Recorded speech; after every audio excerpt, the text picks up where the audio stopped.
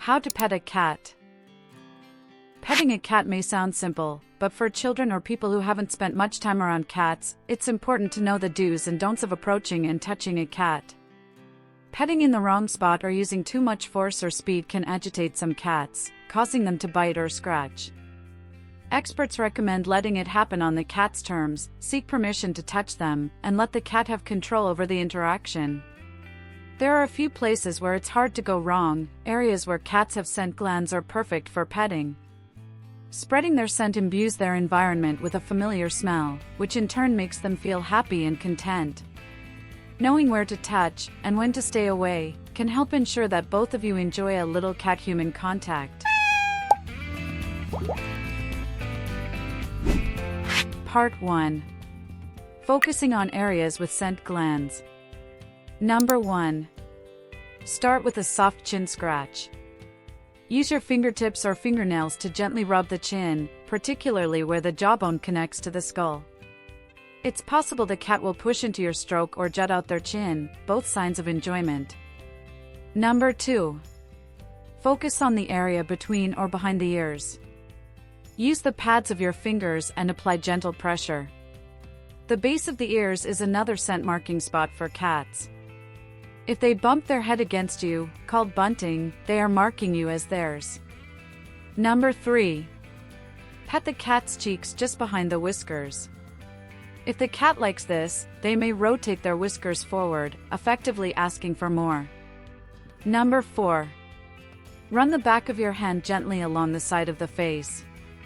Once the cat is warmed up, use your middle finger to stroke the cat's mustache, just above the upper lips, while encircling their whole face and stroking the top of the head with your thumb. The cat is yours. Number 5. Stroke the cat from forehead to tail. Pet the forehead, then run your hand from forehead to the base of the tail, going from head to tail repeatedly. Massage their neck muscles by pinching gently. Apply gentle pressure and make it a continuous, slow motion. Work only in one direction, forehead to tail, as some cats do not like back-to-front strokes. Don't touch the tail or move your hand along to the side. If the cat likes what you're doing, they'll arch their back to add more pressure to your hand. When you bring your hand back to where you started, the cat may rub their forehead firmly against your hand to encourage you to do it again. If the cat puts their ears back, cowers away from your hand, or just walks away, stop petting. You can scratch gently as you bring your hand down along the cat's back, but don't stop at one spot and scratch there. Keep your hand moving. Apply a little pressure at the base of the tail, but be careful and gentle. This is another scent gland area, and there are cats that like getting scratched right here. Others, however, have a habit of suddenly snapping their teeth at your hand when they've had enough. Part 2. Letting the cat come to you. Number 1. Let the cat sniff you before you pet them, so they can become comfortable with you. Extend a hand or finger and allow the cat a chance to touch their nose to you. If they show no interest in your hand or just stares at it suspiciously, reconsider your intention to pet them. Try some other time when the cat may be in a different mood. If the cat sniffs your hand, meows, and then rubs their chin or the side of their head against it, or brushes the side of their body on you, chances are they are open to being touched. Open the palm of your hand and softly touch their body. Number 2. Wait for the cat to bump their head against you. When a cat bumps their head into your hand, it's a signal they want attention. If you are busy at the moment, at least pet them once or twice, to let the cat know you aren't ignoring them. Number 3. Pet the cat once if they jump into your lap and lies down. See if they fidget. If they do, it may be that they just wants to lie there and relax, as humans are a great source of body heat. If they don't fidget, you can continue to lightly stroke their spine or in the spots described in Part 2. Number 4. Stroke a cat when they are on their side. Cats love to be petted when they are on their sides. Lightly stroke the side that is facing up. If they meow or purr, they may be communicating enjoyment. Avoid the belly, though, see Part 3, Step 3. Number 5. Understand how your cat communicates.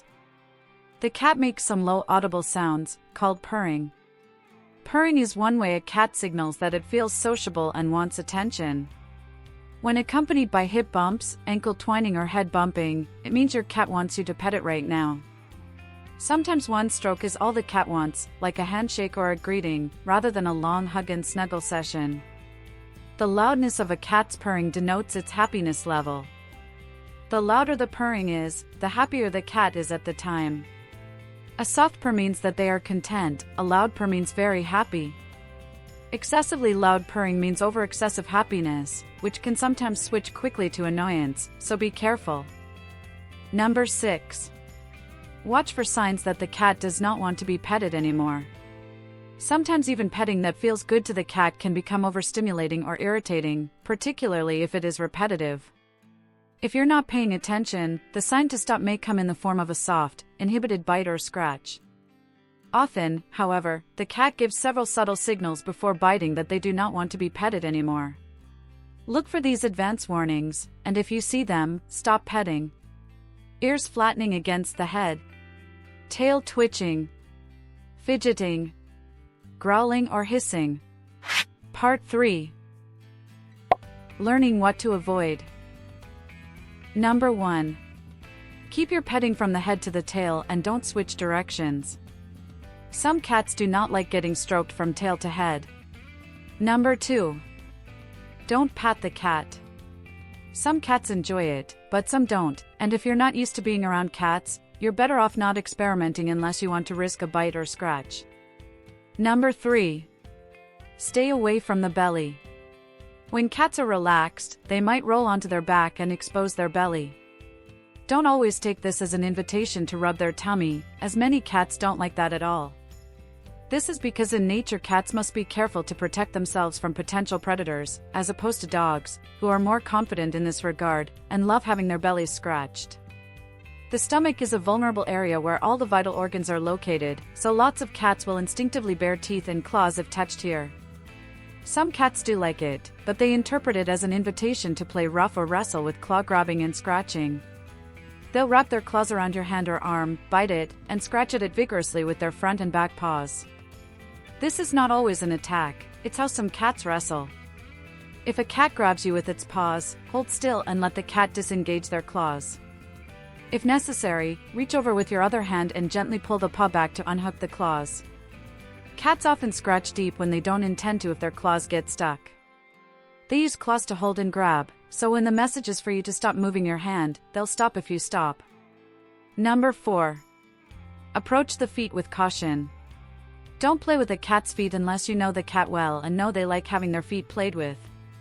Start just by petting the cat to get them relaxed, then ask permission to stroke their feet by touching one foot once with your finger. Many cats don't like their feet handled at all, but can be trained into it for activities like claw clipping through a slow, successive reward system. If the cat doesn't object, lightly pet that foot with one finger in the direction the fur flows, from wrist toward toes. At any point the cat pulls their foot away, hisses, flattens their ears or walks away, stop. Warnings. If you are wounded due to a serious bite or scratch, wash the affected area thoroughly with an antibacterial soap and apply an antiseptic. Then, seek medical assistance. Deep puncture wounds need medical attention because of the risk of serious infection. Don't pet a cat if they are uncomfortable. If the cat looks aggressive, stay away as it can cause injury through bites and scratches. Children should be closely supervised when petting a cat. They can easily agitate the cat, causing the cat to bite or scratch. Cats that are friendly to adults are not always friendly to children. Be especially careful that children do not get their face too close to a cat. Don't pet the cat if you have allergies. So friends, if you liked today's video, don't forget to subscribe.